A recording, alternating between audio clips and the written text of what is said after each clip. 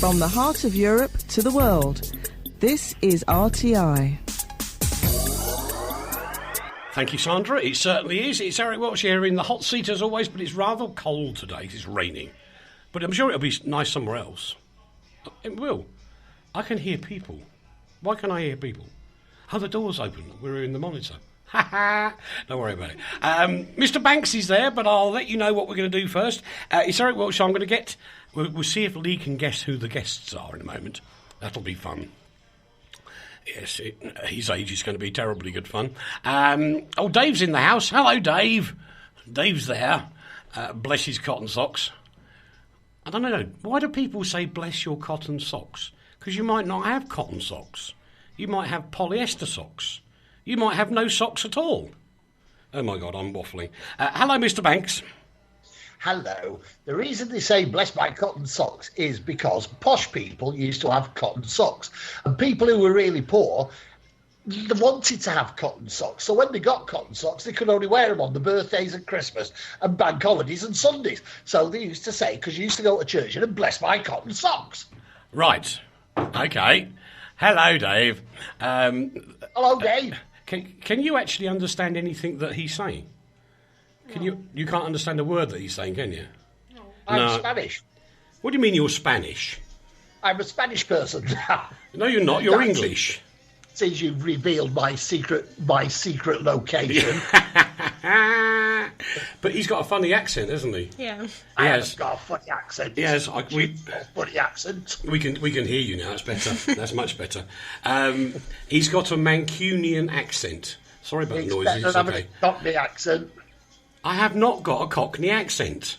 Yeah, just drop the knee. Right. Hang on. Let's just ask. Let's do some market research. Can you understand me?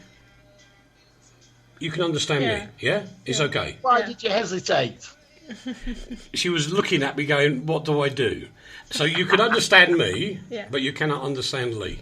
Yeah, I don't understand. Oh, you can. All right. Tall or England. Or big. You can understand me now, can't you? Right, anyway, enough of that. We're going to find out who we've got in the studio. Dave Rhodes says, hello, Leigh. Hello, Dave. Do you understand me? And I agree, Dave. Leigh Banks is a mind of useless info, which is very true. So, you now have to tell the nice people who you are, how old you are, and where you're from. Okay. You have to talk in the microphone, otherwise it doesn't work. Hello, my name is Dara, and I came from Slovakia, and I'm 18 years old. I think you didn't, because your name's difficult. Did you get it, Leigh? Della. I was just going to say hello, Della. It's not Della. Oh. What is it? It's not Della. Do it slowly for him. Slowly. Da. Dada. Dada.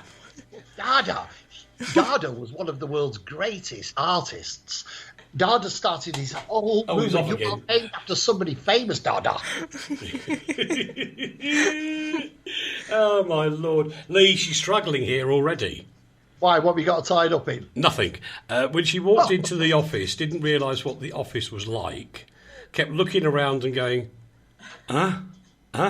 like, surprise, more things. Was it a little bit of a shock? Yes, it was. Why? Why was it a shock? Because it's... Eric's not doing topless radio, is he? No, I'm not doing topless radio. Is it nice and tidy in here? Yeah. Yeah, really good? Yeah. Martina's been in then? No, I done it. Oh, because you got guests? Yes. Oh, you're so sweet. I tidied up, allegedly. Anyway, let's get on with some news, shall we? Because he will have to we'll let Leigh do the first bit, because I'm far... I'll be introducing the other person-ish. Oh, sorry, yes. Say hello. Hi. Hello. You have to get closer. Hi. Hi, I am as well, actually. Thank you. So, I am Martina. I'm from Slovakia too, and I'm also 18, like my friend. Martina. Yes. So it's Dada and Martina. Yeah. Yeah. Well, not kind of... He's nearly right, but not quite right. He's got the... What do you call it? The inflection wrong. Because you don't go da. Yeah. You go da. Yeah. Hang on, you could do the football. Da da da da da da da da da da da da da. Anyway, let's move on to some news. Over to the UK first. I have no idea about this because this is old people's news. And so Leigh has That's a terrible thing to say. Well, that's the essence of this section of the show, Eric. It's about old people. Because Leigh has to do this because it's really old people stuff, and I'm far too young to understand. No, she's not believing me. The star of Garrot Bags, Carol Lee Scott, has died at the age of 74. I have to confess, Leigh, I know of Carol Lee Scott, but I can't remember ever watching. Well, I've got to be honest as well. I don't either, so should we just leave her? Well, no, but I grew up with Rod Hull and Emu. Well, he fell off his roof, didn't he? He did. When he was doing his area, he was putting his area on his roof. And the emu didn't come out and help him, did he? No, absolutely not. Barry Norman has died at the age of 83, the film critic. I didn't watch him either, really. He was very good. He was actually one of the first urbane sort of... He was the forerunner, in a way, to the urbanity that people like Jonathan Ross adopted. He was very smooth and very elegant and quite cocky, if you forgive the word. He was actually a very good journalist. Worked for the Daily Mail and the Guardian and moved into television, where he set up this BBC One's film, whatever it was, thing, and did very well. As you can see, my knowledge of this is absolutely stupendous too. Yes, well, indeed. Paul Hollingdale, the first presenter in 1967 on BBC Radio 2, has died at the age of 79. Paul was on Radio 2, Tony Blackburn was on Radio 1. And before he did that, he was over on British Forces Broadcasting and the great Radio Luxembourg as well. Before he joined the BBC, he ended up going to Blue Danube Radio in Austria until that was closed in the year 2000, which is very sad. Very sad indeed, yeah. I've actually heard of him as well, yeah. He was really well known, particularly back in the 70s, I would say. Really. Yes, absolutely. Yeah, he did really well. Heathcote Williams, a poet and... polemicist. Doesn't mean that he's got any... Yeah. He's a polemicist. What's that then, dear? I did me joke and you talked all over me joke. I said it doesn't mean he's got hay fever. Oh. No, a polemicist is somebody who looks at the state of society and expresses what he feels in a sort of polemic way. And he was very, very, very well known. He's died at the age of 75. He was a poet, a playwright, a polemicist, a humorist, an actor, an ecologist, and an activist. Right. And he basically would take... his attitude to the world was to take the world on. Very quickly, this is Autogeddon. Autogeddon, you see, there's the polemicist in him. Autogeddon, 1992. If an alien was to hover a few hundred yards above the planet, it could be forgiven for thinking the cars were the dominant life form. See, right. Polemicist. Yeah, right. Okay. So, in other words, it's smoke and mirrors. Oh, it's poetry, you cheeky monkey. It's smoke and mirrors, not poetry. I'm sure Dave will comment on this one in a second. All the trains from London Paddington were yesterday cancelled as signal failures left commuters stranded for it's the second day this morning in a row. The disruption started at 4:30 on Thursday, and they're still having problems with it. And then I got angry. Oh, dear. I got very angry. Oh, dear. I did get very, very, very, very angry. Oh dear, oh dear, oh dear. Because amongst those standing at the station was a gentleman called Luke Pollard, who apparently is an MP, who described the situation as a shambles and tweeted, "We need a better railway." What's a silly Billy? Yes. Mr. Pollard, if you wish to have a better railway, why don't you pay higher ticket fees rather than getting the people that do not use the railways to subsidise your blessed ticket? Yes, exactly, Mr. Luke Pollard. And why do you want to take everything out of privatisation and put it back into ownership when we can't afford to pay for anything anyway? Correct. And if you remember, the last time it was in public ownership, the railways used to hemorrhage millions a year, and that was the 1960s. And that's because they couldn't get the leaves off the line. Well, that's very true. That's very true. So stop whinging, Mr. Pollard. Why were the trains broken down? There was something wrong with the signalling system in and around Paddington. It's network. Computer. I don't know. The thing is, Leigh, it could be a computer. It could just be a broken wire, for goodness sake. Well, no, yeah, I bet. No, I'm not pursuing that. Yes, it's very, very annoying. You were not going there, were you? It wasn't. This particular story really annoys me. Oh, heck. Because I did watch the interview on TV with this gentleman, and what happened was this guy was in Colorado. He was asleep upstairs in his house, and a brown bear broke into his house and stole loads of food from his freezer, which is absolutely fine. And then he got all very sort of clever and said, this guy, and he said, but it's okay, we've shot the bear now and killed it. I know, honestly. I mean, that is disgusting. I know. I think, I can't understand it, and I don't think this bloke should stand up. If this bloke stands up in public, people are going to metaphorically shoot his head off. Well, yeah. This poor bear. All right, he had his last meal. He had ice cream and M&Ms, and that was it. And then he gets shot for it. Should have locked your door, mate. Should have locked your door. Yeah. Well, anyway, Mr. Odubrahik, don't forget one thing: the bear was there before you put your house there, mate. Yeah, but I'm not saying that the bear should be allowed in the house. But he should have stopped the bear going in the house and eating his food, and then the police shouldn't have shot him. Yeah, but this is the problem. He's a wildlife officer. Yeah. Not the police. This is the problem. We have in Slovakia lots of brown bears, don't we?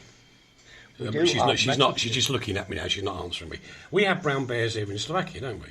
Yeah, we have. And sometimes they come to people's houses? Yeah, my friend... They knock on the door. Sorry. My friend lived in High Tatras, and each time when she came out, she see bears. Yeah, no, but we don't shoot them, do we? No. Oh, no. That's terrible. But you do shoot them a bit. A bit, but that's more for control purposes. That's right. I'm wondering if this wildlife officer felt that this bear was actually a danger to the community. Well, they would be, because he's got in a house and he's nicked something from somebody's fridge. But at the end of the day, the fact is, the bears were there before the humans, and he had a broken window, so the bear got in through the broken window. So it was his fault. The bear got into the fridge. I agree, do you agree with me? Do you understand? Yeah, I agree with you 100%. Yeah.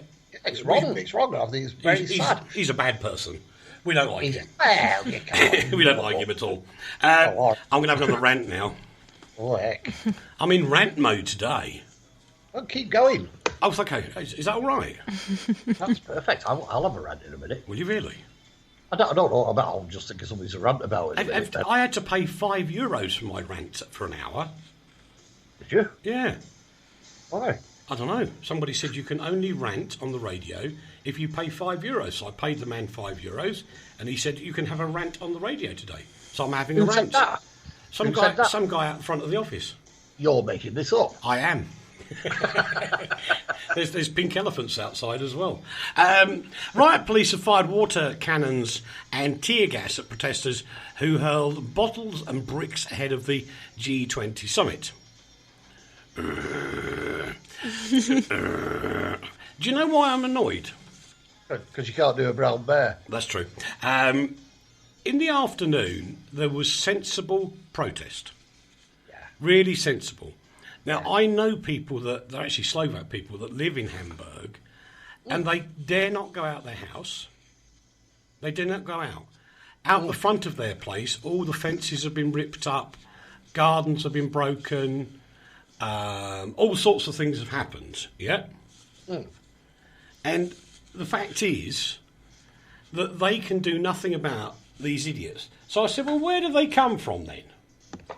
So one of the young ladies said, Well, actually, most of them that were here during the day were actually quite sensible people, and they were protesting. The ones that were here at night, they claim, were out of work, unemployed, and really didn't give a damn. They were just anarchists. They weren't protesters, really. They were just anarchists. And the truth, Gaby and I were talking before the show, you know, Mr. Putin and Mr. Trump are never going to get that thrown on the television at them anyway, because they won't look at the television. Never do. So it's all a bit pointless. Well, and in the wider scheme of things, I agree. But I think what you've got to do, you've got to go back to, let's go back to the 60s, where... that's a very old thing. He's talking about the 1960s. Yeah. Well, Leigh, hold on a minute. Can I give you a little tip? You know when you nod on the radio, when you do this, nobody can hear you. Unless you nod really hard. So you have to talk, you see, otherwise it doesn't work. Dobre? Yeah. So now she's getting her own back and talking to me in Slovak. Marvellous. We like her. I understand Slovak. Yeah, you can't talk Slovak at all. I can say Dobry. What else can you say? Den. And? Big nose. No, that's not Slovak. It is. I'm just doing it in English. No. I can talk German, though. You can't talk German. I can pretend. Okay. What does this mean? I don't know. What in German? And it's not rude, right? Flippen, floppen, mucken, spreaden, stocken. I have no idea. Windscreen wiper. Probably does, actually. Du bist mein kleiner Kartoffel. No, right. There's only one phrase that we really need to teach Leigh. Boxy vino prosim. Because you know that cheap wine in Tesco's? That's the wine he loves. You know the cheap wine in a box. Well, you got one with a budgie in it. I saw him walking through Poprad one day, holding like a baby 6 of these boxes of wine to take back to the hotel. Brilliant. They're brilliant, honestly. You get them over here in this nameless country, what I'm in, and you get them for €1. Honestly, they've just taken it out of the cow, and it's just absolutely brilliant. They don't make wine from cows, you idiot. Do they have wine cows in this country? Oh, right, okay.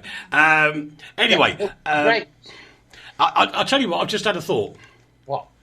All these idiots that are in Germany causing so much damage, yes, the peaceful protesters are okay. Now, what they should do with the anarchists is, first of all, arrest them all. Secondly, chain them up like an American chain gang. Send them out on the streets and make them clear up their own mess. I couldn't agree with you more. They should be made to clean up the mess and all the damage, and they should be made to pay for the damage that they've done. Yes. However, on a political stance... that means he's not... When he does that, that means he's not agreeing with me. Okay. He's going to change it round for himself. Yeah. Okay. Right. I'll keep going. I'll keep going till I say it. In the 1960s, which were the years of revolution, of youth revolution, there were all sorts of things that went on, but basically it was a move for good. And what people were annoyed about war, they were annoyed about all sorts of other things, but they liked taking drugs, and they liked getting drunk, and they liked making love. And that's what it was all based on. That's why it all fell apart. Now, what we have, because people are so against the political system of this world, particularly to do with Mr. Put-It-In and Mr. Trumpington, that they are now acting in absolute fury. This is the revolution of fury and anger against society. And really, if you look at what society is doing in this world, particularly in the name of the people who are there at the G20, in a way you can understand where the anarchy is coming from. I'm not saying that the way they're acting is right, and 20,000 police having to be there actually means that they must have known what was going to happen. Yeah, I get that, but the trouble is, if I think the difference in... I'm trying to think of a good way to put this, and I can't. It's very difficult. Because most hippies of the 1960s were relaxed. Because they're often... But we can't say that, you see. We can't talk about drugs, because we're not allowed to talk... You just said drugs. Did I say drugs? Oh, never mind. Anyway, so the hippies were relaxed... And because they were relaxed, I mean, all they would do is just hug each other. Now, the trouble with this lot is they drink alcohol, which is always a good excuse for a punch-up. And the problem is that these people they're not going to make a difference. And ironically, if they don't get arrested and don't get a criminal record, what will happen to them in 10 years' time is they'll be sitting watching the television going... Those stupid anarchists, they should get married and have children and have 2.2 cars like I have. Because they'll change. I think, no, that's what happened to the hippies. That's why the hippie movement died. Oh, is it? Because we all secretly realised that ultimately we had to get a job, get a car, go on holiday and buy a house. Yes. And stuff like the true anarchists in this world today don't really think that way. Because the problem is... They know, particularly in the Western world, they know there aren't any jobs. There are jobs. But not jobs that are going to be able to allow them to buy a house. People can't afford to buy houses anymore, particularly in the UK. People set off into the world of work with a massive, massive debt hanging over them. And they can't get rid of it. But then they can't get mortgages. Then they can't do this. They can't raise a deposit for a house because as soon as they get over 21,000, they start paying off a massive debt, equivalent to what was a mortgage to us. It's outrageous. So the anarchy and the anger that these people feel will never, ever be diffused by the fact that you become a middle-class oik. Well, what Leigh's talking about is the debt of university. Yeah. Now, when you go to university here in Slovakia, how much do you pay? Just for flat. Just for your flat? And books. Really? And your books? Yeah. Yeah. And so, what I don't understand, Leigh, is Slovakia's a tiny country, yeah? Yeah, it is. Beautiful. And yet, Slovakia can still support students going to university. And do you know why that is? Because it's not a money-grabbing, scrubby little country like Britain is. No. The one thing that's different in Slovakia, and it was a thing that hit me very hard when I first came here, in Slovakia you do not do credit cards. Like you've seen the pictures of English and American guys with like 10 credit cards, and you look at them and go, stupido, because you don't have debt. Yeah. So if you don't have debt, you can give more back to society. And that's the idea, isn't it? Yeah, absolutely, yeah. I don't know. But you would save up to buy something, wouldn't you? You'd put the money in the bank, get an extra job, blah, blah, blah, blah, blah, and when you have the money, you buy it. That's normal, yeah? Yeah, it's That's the way it should be done, yeah. But you don't in England. What they go is, I want it now, so I will go and get a new credit card, and then... They pay for it on credit card, which costs you lots of money. And then the next month they go, oh, I want one of those now. So they get another credit card. And they end up in, like, debt. Huge debt. Yeah, exactly. And people here don't. And I had to go from credit card to a debit card person, i.e. a bank card, and go through that pain barrier where I'm sitting there going, oh, I'd really like one of those, but I can't. I've got to wait until I've saved up for it. And it was really horrible. It was really horrible. The other problem we've got in the UK, talking about specifically education fees and university fees, is that, people, the debts can be anything now from £20,000 to £40,000. And I know from experience with my children that actually what they do when they get to university, they have to pay for their own accommodation as well, at a ridiculous price. They might attend 2 or 3 lectures a week. I know. So what's that 40 grand paying for? It's Nothing. their laziness. But the other thing here is it's rather like when you go to college, you look after your books, you pick your books up. If you break your books, you pay, don't you? Yes, I must pay if you damage the book. Yeah. Yeah. So people here have to respect the books that are in their education year. If they break them, they have to pay. How would you break a book? Oh, no. Sorry. No. Well, it went me the first time, but the third time I just thought there's some mystery in this. Something that I don't know. and you actually cover your books, don't you, to keep them clean? Put like a paper around the outside. yes. Good on you. Yeah. And I think that's the big difference. It's respectful Respectful and caring. You care about things here. Yeah. Yeah. It's But important. It's important. Yeah. Do young people in Slovakia expect... What are the expectations of our 2 young ladies here? What do you expect in your future? Do you expect to own a house? Do you expect to have 2 children and be married and have a nice car and go on holiday? He Oh, that in the wrong order. So what when you're, say, 30 years, Yeah. what would you say is your perfect situation when you're at 30 years? I don't know. Live on a houseboat. Live on a houseboat? Yeah. Wow! Like that? Nice one. I'll come and live with you. Well, in a platonic fashion. Yeah. On the boat. Why a houseboat?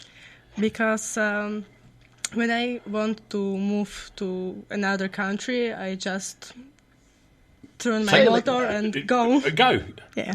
What a wonderful idea. Brilliant. I'm going to live on a plane. Oh, I think that's wonderful from 18 years old. I think that's really good. Very It is. pragmatic. But would you be married when you're 30? Would you have children? I don't think so. No, not interested. No. No. No. You see, different values. Exactly. And the values in Britain have got, I know, between me and the illustrious Andrea, we have 6 children. 2 own their own homes. One's just about to buy, but he's nearly 40. The 2 who own the homes are in, got them in the early years, in the 30s. Another one is just coming up to 40, is about to buy another. The other 2 actually believe, because they've got so much debt, student debt, they've not been ridiculous and spent money they haven't got because of the student debt and because of the kind of work that they can get. One works in theatre and the other works in catering, that really they know that they cannot ever afford a house. And that is the tragedy of Britain today. And that's where the anarchy begins. But it begins because the country's in so much debt. Yeah, exactly. Because, exactly. Exactly. Someone's got to break the vicious circle somewhere. Yeah. And until they say, no, sorry, guys. And in fact, I reckon the banks are terrible. They're the world's worst. Because you go into a bank, and with a little bit of fudging it, you can get a credit card. Of course you can, yeah. Yeah. So they're almost encouraging you to go into debt. Now, if they said, no, sorry, I don't know, maybe, say 25 years old. Until you're 25 years old, you cannot have any form of credit card at all. Mm-hmm. It's only what you save up for. You'd be happy with that, wouldn't you? You wouldn't worry if you didn't have credit cards. No. Wouldn't bother you, would it?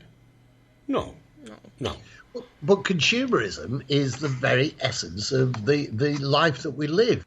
And consumerism has to have a fast turnover, which means money's got to be passed over very quickly. And if people haven't got money, consumerism starts to die, the economy starts to die. So the only way to make these things work is to keep young people in debt. I had credit cards galore when I was younger. Here's a very quick story about a friend of mine. She was doing exceedingly well. She worked for Lord Hesketh in Britain, and she set up a business for him and everything, and she got a massive bonus I can't remember, I think it was £100,000, really big bonus on top of what she said, what she earned. And I said, good Lord, dear, what are you going to do with that £100,000? She said, I'm going to pay my credit card off with it. No. Yeah. £100,000 on a credit card. On a couple. She had 3, I think, and she'd actually got to £139,000. £139,000 credit debt. And she was intelligent. She was a good businesswoman. Lord, shocking. Yeah. Anyway, we're going to take a commercial break, boys and girls. Back in a couple of secs, and we're going to be talking about buying one of those telephones that used to blow up. From the heart of Europe to the world, this is RTI. This is an appeal that I simply wish I didn't have to make. In this day and age, how is it possible that 1,400 children will die today from dirty water? That children like Elodie have to drink dirty water from rivers and swamps, risking their lives. Right now, you can help save a child's life. Text the word water to 70080 to give WaterAid £3. WaterAid has the expertise to install pipes, pumps and taps that will bring clean water to children at risk. They just need your support. In the next minute, dirty water will kill another child like Elodie. So please, don't wait to save a child's life. Text WATER to 70080 now to give WaterAid £3. Thank you. If your dream holiday is 2 hours from the UK, perfect for children and teenagers, young couples and the older visitor, ideal for the physically active and for those who just want to unwind, Aqua City is the destination for you. Described by the Travel Channel as the place that will soon be on everybody's lips, be ahead of the crowd and the envy of your friends, but still enjoy a home from home. Come to Aqua City Poprad, the world's leading green resort. From the heart of Europe to the world, RTI. Welcome back to part 2 of Postcard from Poprad. Now, rather than the girls laughing at me because they know what was happening just now, I nearly missed the end of the ad break and I had to rush to get ready in time. True? True. See, at least I'm not a little liar like Mr. Banks. So, moving on quickly. Do you remember last year that Samsung, who got out of this very, very well, they had a bunch of phones that used to burst into flames. They would explode in your pocket. They would wreck your handbag. They would ruin your suit. So what they've done is they've got all these phones back. They've recycled parts of the phones, and now they're going to sell them. My question is, would you buy one? Who are you asking that question? Who are you asking that question on? You. Right. I'm talking very slowly, ladies. Idiot. Eat what? Idiot. Is that Slovak? No, that's Cockney. Cockney. That's Cockney for Cockney. Idiot. Idiot in Slovak is stupido. And you can work it out yourself. In English, it is knob. Yeah, right. Are we ready then? Yeah, off you go. Well, what do you want me to say? Yes. What do I think they're very naughty for selling these phones? Yes, that's the question. I was just checking. All right. I think yes. I don't know. You can't really say they're naughty for selling these phones because I suppose they've checked them out and they think it's all right. It sounds a bit bad when you're being asked to pay £469 for one, though. Yeah, but the thing is, Leigh, they got out of it last time, right? Because everybody said Samsung will not make a profit and the company will go bankrupt and the whole world's going to end. When in actual fact, they didn't go out of business. They carried on working it out okay. Yeah. So they survived. Now, the bottom line is, if they recycle components out of this, and I'm convinced, as you know from past experience of talking on here, I'm convinced they got the power ratings wrong. i.e. the batteries were overloaded, i.e. the batteries got hot and melted down and caught fire. And I'm convinced of that. Now, because that's physics for you see. It now, is. if it is that they've sussed all that out, and the working ones that had not caught fire, that they recalled, can have that energy level sorted out so that it works normally, that's one thing. But do you really think that Samsung would sell these telephones for a second time if they weren't, although it's not possible, 110% sure they're going to be perfect? Well, that opens the door to a conspiracy theory, doesn't it? Why? Well, if you think they're selling them initially only in South Korea. Yes. Well, if I was buying a phone in South Korea, I'd want to know if it had been put there by that Mr. Jin Jong in North Korea. Oh, you mean Kimmy? Nice, don't call Kim. No, we're just going to call him Numpty Kimmy now. Numpty Kimmy. Yeah. Numpty Kimmy, like his haircut. I mean, I wish he'd stopped letting his mum cut his hair. Well, That is the most stupid haircut I've ever seen in my life. But it's a bowl, isn't it? She just puts a bowl on it. And then Literally, she puts a dessert bowl on his head and goes with the hair cutters, and that's Kimmy's haircut. That's right, little Kimmy. Yes, little Kimmy. No, he's not little, is he? He's not little, he has difficulty walking because he eats a lot of cheese. Well, he's Tuco Kimmy. He's what's he called? Tuco. That means fat. You do know what he does What? for a living. You do know what he does for a living, this Kimmy, that you've just called fat. Kimmy, I don't call you fat. I think you're very handsome and I love your hair. Kimmy John Unni. Yeah, nice man. Like him. You like him? Yeah. After what you've just said, Yeah. you're on your own. I'll tell you what, I'd love to... Do you know what? I'd love to talk to him on his own, outside of North Korea, outside of Slovakia, in the middle of a desert in Africa. Yeah. And then we'll see how brave Kimmy John Un is at that point. What, you're going to give him a biffing? I would stand on his toes. Oh, Kimmy, this man's a nasty, nasty man. I don't agree with him. I Kimmy, would poke his eye. Oh, Kimmy, not in the eye, no. I would poke his eye and stamp on his foot. Oh, Kimmy. Don't go over there where he is. I won't tell you where he is. But don't go, Kimmy. He's a nasty, nasty man. Do you know what, Leigh? Seriously, What? a minute. The people... No, you weren't serious. I am now. The people I feel really sorry for is the normal North Koreans. Because they've had so much rubbish given them, brainwashing for decades. Eventually, Kim Jong-un will be chucked out. Eventually, something will happen and he will be chucked out. The poor people in North Korea will not know what to do because they've been brainwashed into the state looking after them. They've been brainwashed into never doing anything, never trying harder, never trying to better themselves. You know, it's the ultimate communist trick that he's on. And the ultimate communist trick is we are all equal as long as I'm more equal than you. That's right.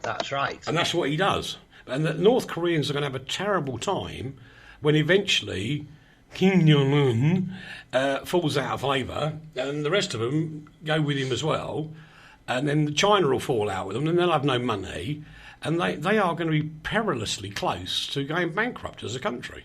I couldn't agree more because he tends to eat Cheshire cheese and they're all forced to eat Kraft cheese slices. Yeah, right. Anyway, that was a long way from phones. Celebrity chef Nigella Lawson. Did you know who Nigella Lawson is? Yes. You do? Yeah. Way! Eureka! He's a good man. Who's a good man? Nigel Lawson. We're talking Nigella Lawson.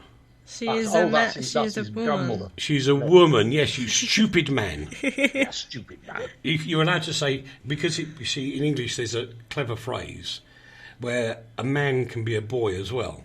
So you're allowed to say to Leigh, he's a stupid boy. And that's okay. It's nicer if you say, you silly boy. No, like stupid is better. No, because I'm playing on words here, Leigh, because I know the culture of Slovakia. And she's looking at your picture and your picture says, I'm about 70 years old. I'm older than 70. Older, yeah, Oh, yeah. yeah, good girl, thank you. She's got my comedy style, like it. And, of course, in Slovakia, a young lady of 18 would never, ever say that a gentleman of your tender years is anything but nice. They would never call you stupid. You couldn't call him stupid because he's an old man. Yeah. True. You'd have to call him Mr. Banks, wouldn't you, in Slovak? Pan Banks, no? Yes. In English, it's very often said about Mr. Wiltsher. Yes. Stupido old man. That's the worst translation usage of a word I've ever heard. Anyway, pardon me, boys and girls. Celebrity chef Nigella Lawson has been criticised by the idiot foodies, probably newspaper reviewing idiot foodies, because she's been using some cream in carbonara recipes. It was actually on social media. I know. I know. But they've all got told off by it. Heston Blumenthal, Lorraine Pascal, Marco Pierre White, Prue Leith, my mate Anthony Worrell Thompson, and now Nigella. Yeah. Yeah? Yeah. So some stupid old fool that says, oh no, we can't do that. And what's more, we want the Italian, is it president or prime minister, to get involved. Well, I think this is just really a bit of a what's called a knockabout fun story. It's just people enjoying themselves and having a bit of a laugh. Really? Well, yes. It's No. Serious. No. No, you can't have a go at Nigella Lawson. Nigella Lawson is as perfect as Cher. But it's the whole of the whole. I got him there. World. You see. Did you see how that worked? He was like for a bit. Yeah, it worked. I was slowing down. All right. No, all the chefs at some stage. See, if you think about what Heston Blumenthal does, he makes a lovely pudding and then blows it up. Lorraine Pascal, I've never even heard of her. Marco Pierre White has to keep bailing his son out because he's a bit of a thing. Yeah. Prue Leith, she's just bland, isn't she? She's like watery soup. Anthony Worrell Thompson, who actually is he really your friend? Because he's my friend as well. You know? Yeah, he's really. Yeah, he's cooked for me. I hope he's in a better position than he was a few years ago. Let me just say that.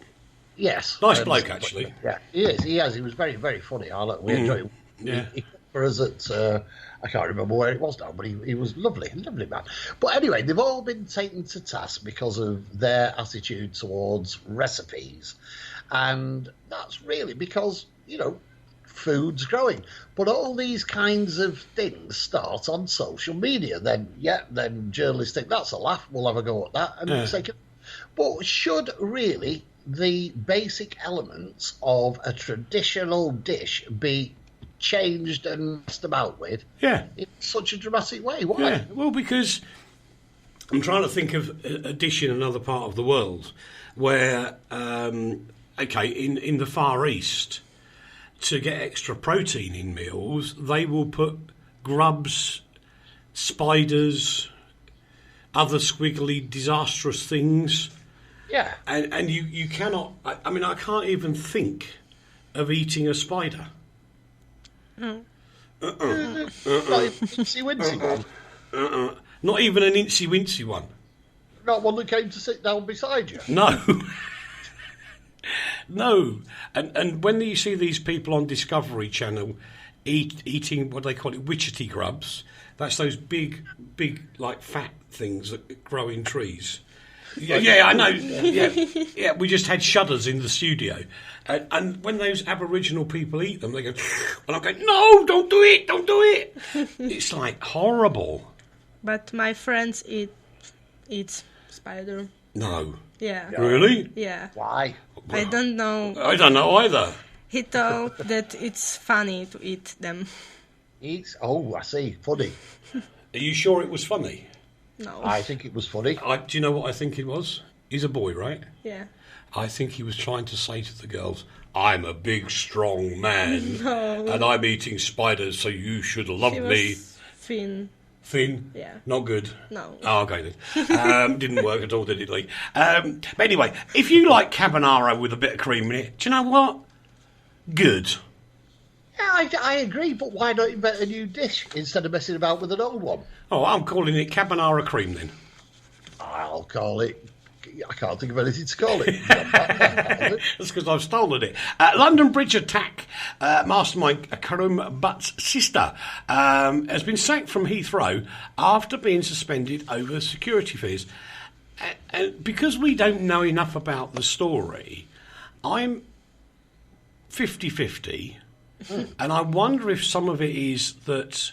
I mean, God forbid that she is a bad person, although I don't know whether she is or she isn't. Well, the story says quite categorically that there is absolutely no suggestion in any way, shape or form that Leigh or her husband, who's also been suspended, are extremists. And that's why the story's a story. Well, yeah, I know, but the trouble is, why the knee-jerk reaction in the UK to certain things, whereas on other things they take so long to get to an answer. It's almost a criminal sin the way they mess about on stuff. And yet with this guy and the wife, it just looks to me as if, do you know what? I think that's constructive dismissal. I think it could well be, and it's the security element of it. Yeah, because basically, if you boil it down, what's happened?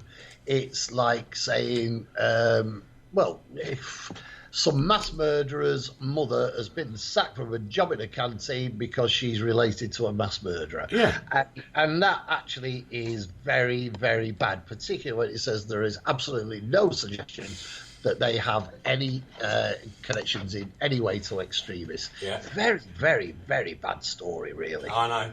Do you know what, Leigh? There's frantic writing going on here. The girls are writing notes to each other. Are they? Yes, they are. I can see. You was right. No, she wrote me. She was writing to you, not you to her. Yeah, she wrote me. Oh, that's a fib, isn't it?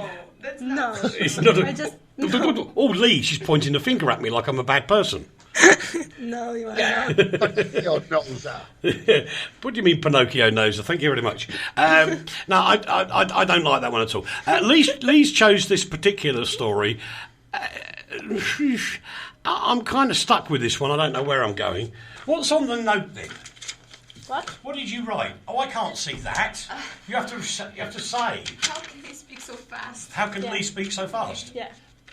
It's actually, that's a very good point, which I would like to answer, because in Manchester, they do tend to speak faster than lots of other areas of the UK. Yeah. We all talk like that. That's a real Mancunian accent, but it's all like wah, wah, wah, wah. It's not like that. And it's very, very, very. It's like, but Leigh, the thing is, these are Slovak ladies who are saying bad things about how fast you talk. I don't think it's right. Thing. Now, the biggest problem with that is that Slovaks speak incredibly fast, and they go. And my favourite word that I had to learn first is "pomali, prosím," because they go. And I'm going, yeah, okay, I got none of that. It makes a Mancunian accent seem slow. It really does. Mancunian is slow, really. What it is we clip words. I know. We actually clip words. Actually, I'm gonna butt in a minute because Leigh. Whoops. I just knocked your microphone over. Oh dear. Oh dear. They just made a very valid point actually on the You Now chat room. Everything is drowning in red tape. That's why it takes so long to do anything. And do you know what? I agree with him. Who's that? Dave. Dave. How Dave? Yeah, of course you're right, Dave. Absolutely, yeah. But I'm agreeing with him as well. I am as well. Gosh. Hang on, we all agree today. What? So, you're a Mancunian. Oh, I am. And typically you do talk fast. It's only because my brain is so slick and so it's going at a million miles an hour. And also, we stretch vowels in places. They do. Their vowel sound is very different to a normal person. Yeah, I should learn my vowels yesterday, man. I tell you. Oh, stop it! You're playing with words again. That was what we call a double entendre, which means he's saying one thing, but the word's really meaning something naughty and different. Yeah. Yeah, double entendre. So anyway, but you do speak in a different dialect, and that dialect changes the words completely. Whereas proper people like what I is from the south, who talks proper like what I should do all the time. Like this, yeah. Yeah, we talk like that. Like that, and say things for things. And things are like, how things have changed, ain't they? Oh, Dave Rhodes, what are you doing? What? What? He thinks it's because they can't see, Leigh. A lot of communication is in body language. We're on the radio, Dave.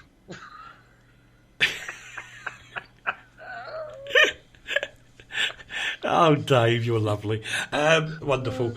Anyway, we haven't got long to go now. Let's do a couple more stories, shall we? Donald Trump is allegedly going to quiz Theresa May about the tragic story of the baby that is really sick. The European Court has said there's nothing that can be done. I can't even put myself in the position of being a parent and switching off a life support machine for a baby. I don't think I could do it. I genuinely don't. But the medical people have said they don't think it would benefit the baby by taking him to America. But how do they know? I don't know. Because if you remember that little boy that went to the Czech Republic with the brain tumour, he was cured. Well, that's the thing. What it is, the reason I put this story up is not really because of Charlie Gard. You know, the tragedy of Charlie Gard is one that everybody's aware of. What worried me about it was the fact that not only Trump but the Pope started to showboat about it. Now the European I get you. Yeah, had decided that this child was better off if he didn't receive any more treatment, because he was apparently in an incredible amount of pain. Now, neither the Pope or Trump actually appear, and I do say appear, to have taken that into consideration. Yeah, but hang on, Leigh. That's like saying the doctors are irresponsible because they're not giving a baby painkillers, which I know they can give them. Oh yeah, for a agree. fact. I'm not attacking anybody, doctor-wise or parent-wise, or or any-wise, other than to ask the simple question: why did Trump and the Pope take to Twitter to raise their own profiles to offer to say they would do something about this child? Neither of them actually offered to do anything in reality. Today, offers have been made, and the Pope has said that he will supply the Charlie with a passport so he can go to Rome and receive treatment. Trump, I'm not sure what he's done except to have a bit of a nag at Theresa over it. But what's happened now is also that doctors have said, well, hang on, this child might have at least a 10% chance of surviving if we do what's being suggested. Okay, so I'm going to butt in again. Because if you remember back in 2005, in the hospital in Poprad, are you ready, girls? I was given a 10% chance of living. Because I had all operations in my body. I collapsed here. I had a 10% chance of living in 2005 in Poprad. Okay, that shocked you, didn't it? Yeah. Yes. Now, I don't know whether it's a good or a bad thing. I'm saying nothing. The fact is I have lived. And if with a 10% chance I can live, then why not give that 10% to Charlie Gard as well? I couldn't agree more. I think It's what the doctors in Britain have said, isn't it? They say that the child's in pain, that all you've got to do is cause more and more pain for the child. And then the other doctors, who I'm sure have seen Charlie's notes and everything else and know what they're talking about, are saying that this is a 10%.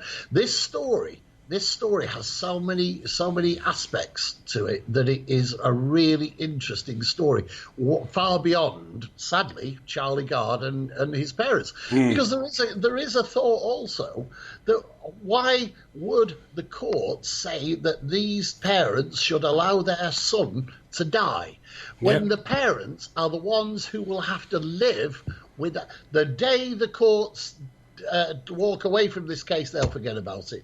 Charlie Gard's parents will never forget about it. No. And they are in this incredible situation where they have to fight tooth and nail for what they believe in.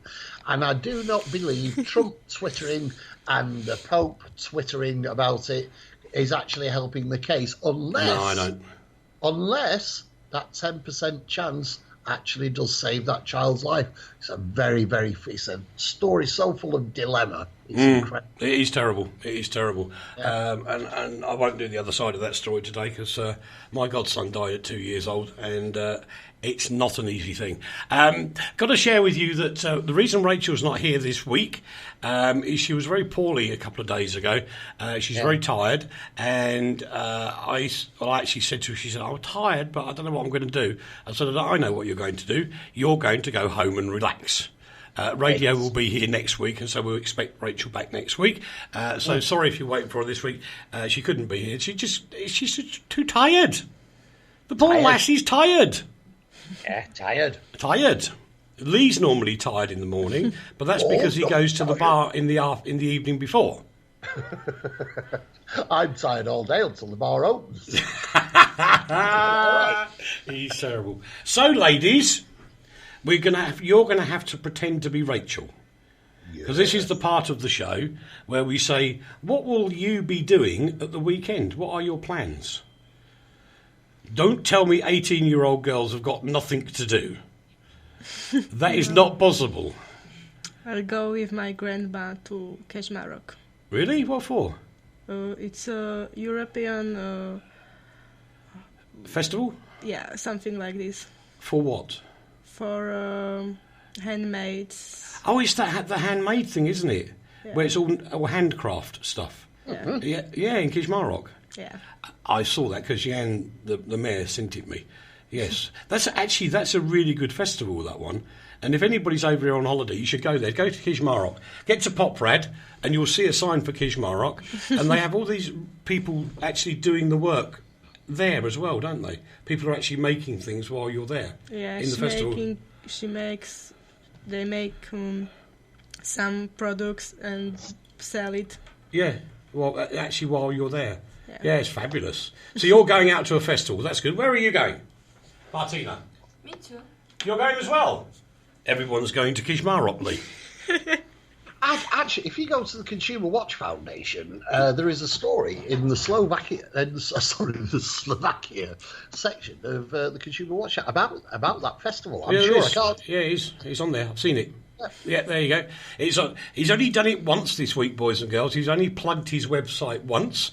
That was the Consumer Watch Foundation. I'll do it again. And it's a really big website that Leigh's the editor of. And it's got the Kishmarok Festival on it. So it's international known. Yeah. You see? Oh, blimey. So, no, I'm not going to ask you what you're doing, Leigh. I'm going out to eat beef burgers and drink lager, because that's what Brits abroad do. Isn't that disgusting? I know. Can't you go and have some paella or something? They don't do pies here.